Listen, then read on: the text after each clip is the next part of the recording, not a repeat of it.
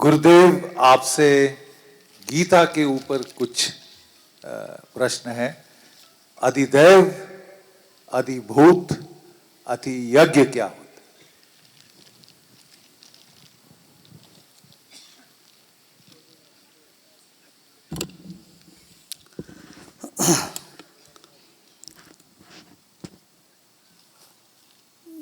भूत जो हमको दिखता है, इसका सूक्ष्म रूप है अधिभूत। ये सारा संसार पंचभूतों से बना हुआ है। ये पंचभूत के जो सूक्ष्म रूप है वो अधिभूत कहा जाता है। फिर अधिदैव क्या है? ये भूतों के ऊपर, भूतों से भी सूक्ष्म जो तरंग है, शक्ति है, चैतन्य शक्ति है, वो अधिदैव है। जैसे सूरज का एक किरण है, मगर उस किरण को तुम प्रिज्म के थ्रू स्प्लिट करेंगे हम तो 7 रंग दिखता है। लगता है एक सफेद रोशनी, मगर उसके अंदर 7 रंग समाया हुआ है।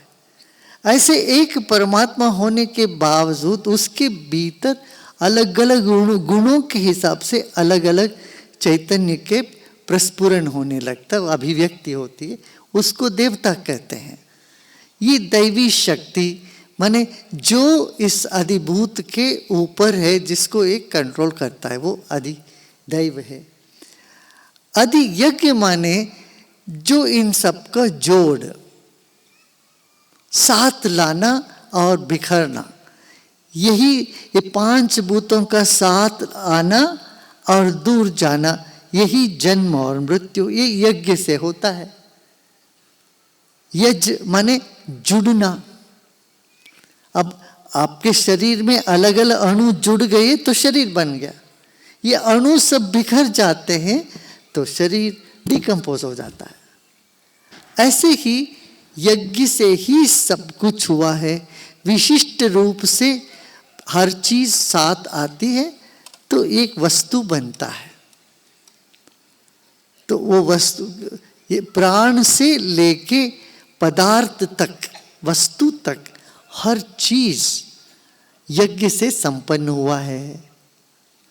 इसीलिए जो द्रव्य यज्ञ जो हम कहते हैं, यज्ञ को क्या वही कहते हैं कि आकाश से वायु, वायु से अग्नि, अग्नि से जल, जल से पृथ्वी। यज्ञ में क्या करते हैं? यही करते हैं। पृथ्वी, पृथ्वी तत्व से जल तत्व कलश रखते हैं, फिर हवन करते यज्ञ आदि, उसमें से वायु तत्व, फिर मंत्र है शब्द गुणम आकाश, गुणकम आकाशम। आकाश जो है शब्द का प्रतीक है, इसलिए मंत्र, ये सब उसका जो रिवर्स प्रोसेस है। आकाश से जो पैदा हुआ तो आकाश से विलीन होता है। इस सृजन और विलीन का जो भी दोनों प्रक्रिया है, इसको यज्ञ बोलते हैं। यज्ञ का एक और अर्थ भी यही है, देव पूजा, सत्कार करना, दिव्य गुणों का पहचान करना, उनका सत्कार करना, संगति करना, साथ जोड़ना और उससे कुछ देना, समाज को कुछ देना, से लाभ होगा उससे। तो ये सब अधियज्ञ, भगवान कृष्ण कहते मैं ही हूं ये सब। गीता में बोलते मैं ही हूं, माने चेतना के बिना कोई यज्ञ नहीं हो सकता। जान के बिना शरीर में कुछ, वो चैतन्य नहीं है शरीर में, शरीर कोई काम नहीं करेगा। शरीर में चेतना है तो दिल धड़कता है, मस्तिष्क काम करता है, विचार आते हैं और आपके हड्डियां काम करती, सब कुछ काम करने लगता है शरीर में। भोजन पचता है। बहुत सुंदर उसमें कहा, मैं वैश्वानर अग्नि के रूप में पेट में तुम्हारा पाचन शक्ति भी मैं हूँ। तुम्हारे में बल दिखता है, वो बल भी मैं ही हूँ। बुद्धि है, बुद्धिमतों से, बुद्धिमानों में से बुद्धि में हूँ। जो बहुत सुंदर दिखते हैं उनकी सुंदरता भी मैं ही हूँ। इस तरह से भगवान कृष्ण ने हर तरफ से सबको बहुत कंफ्यूज कर डाला। गुरुदेव, श्रीमद् भागवत गीता के 15वें अध्याय में ऊर्ध्वा मूलम अधम शाखम, ये अश्वत्थ क्या है, इसका असली अभिप्राय क्या है? श्व माने कल या होने वाले कल और बीती हुई कल। अश्व माने जिसका कल नहीं है या अनंत कल है, अनंत काल से चला आ रहा है वो अश्व, या जो वर्तमान है वो अश्व है। अश्वत्थ ऊर्ध्व मूल में, इसका मूल ऊपर है, उसका जड़ नीचे है। क्या है वो? कर्म है। हमारा जब एक शिशु पैदा होता है, पहले जीव उसमें आता है, जीव आने के बाद गर्भ में बॉडी डेवलप होने लगता है। ऐसा नहीं कि पहले बॉडी डेवलप हो गया फिर जीव उसमें घुस गया। एक बीज में जीव है, इसीलिए बीज फूट करके अंकुर फूटता है, फिर अंकुर बड़ा होकर के वृक्ष बनता है। हम ये सोचें कि पहले वृक्ष बन गया उसके ऊपर जीव आ गया, नहीं। मूल क्या है? ऊपर है, माने चैतन्य, और मूल से ही इसकी शाखा यहां सब फैली है। ऊर्ध्व मूलम अधः शाखा अश्वत्थम प्राहुरव्ययम। अव्यय माने ये हमेशा अनादिकाल से चला आ रहा। ये नहीं कह सकते कि ये जीव कहाँ से कब से पैदा हो गया। अरे बेवकूफ है, कहाँ पैदा हो गया? ये हमेशा रहा है। तो जब लोग पूछते उत्पत्ति कहाँ से हुई, अरे कोई उत्पत्ति हुई नहीं, वो दिखता है। तब मैं उनको ये पूछता हूँ, ये बताओ एक क्रिकेट बॉल का शुरुआत कहाँ से होता है? टेनिस बॉल का शुरू कौन सा? एक सर्कल का शुरू कहाँ से है? एक वृत्त का कोई शुरू तो है नहीं। Every point is a beginning, every point is an end in a circle or in a sphere. This is what is spherical thinking. हमारे देश में हमेशा हम ये स्फेरिकल थिंकिंग करते आए हैं, मगर पाश्चिमात्य संस्कृति में ऐसा नहीं था। हर चीज कहीं से शुरू होना कहीं अंत होना है। हम अभी 40 साल से मैं बता रहा हूँ, ये बिग बैंग थियरी वगैरह ना समझिए, ऐसा कुछ है नहीं। क्योंकि हम सोचते एक दिन एक जगह से कोई विस्फोट हुआ तब से सब कुछ हो गया, वो नहीं है। हम ये समझते ये अनादि अनंत है। तो आज वैज्ञानिकों ने इस बात का पता लगा, अरे ये बिग बैंग थियरी वगैरह हम लोगों ने क्या, ये अब उसका कोई आधार ही नहीं है। अब बोल रहे ये अनंत संसार है,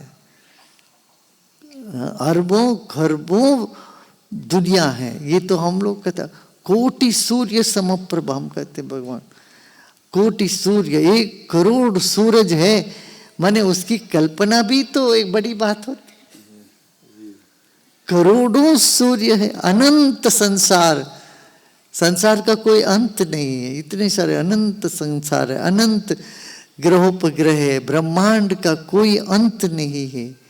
अनादि अनंत, ये शब्द अंग्रेजी में नहीं है, बाद में इंफिनिटी तो बोल दिया है, मगर अनादि शब्द उनके यहाँ नहीं है। तो अनादि अनंत है। ऐसी जो ये जीवन की धारा है, इसमें असंग से तुम असंग होगे, तुम ये जनन मरण के चक्कर से तुम दूर हो सकते हो। इसके साथ तादात्म्य न करो, ये भगवान कृष्ण से 15 बात है। गुरुदेव एक आखिरी प्रश्न, ना हन्यते हन्यमाने शरीरे, गीता के वचन है, नैनम छंदन्ति शस्त्राणि नैनम दहति पावका, ये भी गीता के वचन है। क्या भारतीय संस्कृति की तो ये तकरीबन आधारशिला है, लेकिन क्या हम इसको वाकई मानते तो 6 सदियों हम पर ये विदेशी आताताई राज्य करते। नहीं, देखिए ये तो एक हमारा मूलभूत सिद्धांत है, इसीलिए तो हम अभी तक जीवित हैं। हमसे सब छीन जाने के बाद भी हमने ऐसे प्रकृति में परमात्मा को देखने की कला रखी है, तो वो तो कोई हमसे छीन नहीं पाए। ना हम गंगा स्नान से रोके अपने आप को, ना पहाड़ों का प्रदक्षिण करने से कोई हमको रोक पाए, न सूर्य देवता को अर्घ्य करने से हम चूके। तो हम प्रकृति में परमात्मा को देखते रहे हैं। तो इसलिए हमारे मंदिर वगैरह तोड़ने के बाद भी यहाँ पर ये सिलसिला बना रहा। यूं ये जीवन शैली में इतनी गहराई में उतरी हुई बात है। अब आक्रांतकारों ने राज्य किया, ये उनका बल से ज़्यादा मैं कहूँगा कि हमारे लोगों में की कमज़ोरी है। हम आपस में कटे बटे थे, आपस में धोखाधड़ी ये सब हुआ, स्वार्थ ये सब हुआ। हमने अपनी मौल्यों को टेक इट फॉर ग्रांटेड बोलते ना, ऐसा ले लिया। हम समझते हमने गीता पढ़ लिया, हम सब जानते हैं। गीता में जो बोली हुई कोई भी बात को हमने जीवन में अमल नहीं किया, उसको जीवन में उतारा नहीं, तो इसलिए ये सब समस्याएं खड़ी हुई। ताकि यदि हम वो बात योगस्थ कुरु कर्माणि वाली बातों पर अमल करते, विशाल दृष्टिकोण रखते, तो बात ही कुछ और होती।